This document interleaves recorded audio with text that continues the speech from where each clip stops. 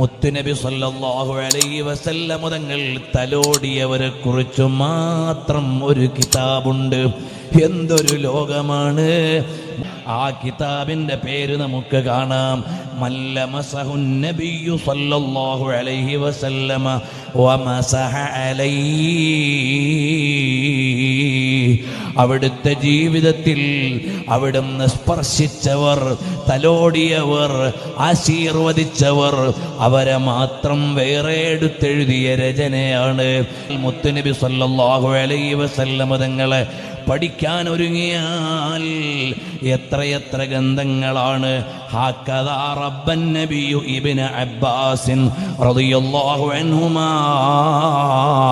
Ibn Abbas റളിയല്ലാഹു അൻഹുവിനെ മുത്തുനബി തങ്ങൾ എങ്ങനെയാണ് പരിചരിച്ച് വളർത്തിക്കൊണ്ടുവന്നത്.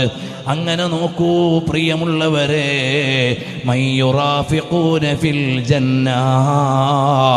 നബി സല്ലല്ലാഹു അലൈഹി വസല്ലം തങ്ങളുടെ സമീപസ്ഥരായി സ്വർഗത്തിൽ ആരൊക്കെയാണ് വരിക? അത് ഹദീസിൽ നിന്ന് ആശയം എടുത്തിട്ട് സമാഹരിക്കുകയാണ്. ലോകത്തെപ്പോഴും മുത്തുനബി തങ്ങളെ കുറിച്ചുള്ള രചന നടക്കുന്നുണ്ട്. അതേ മുത്തുനബി സല്ലല്ലാഹു അലൈഹി വസല്ലം തങ്ങൾ പരിചാരകരോട് എങ്ങനെയാണ് പെരുമാറിയത്?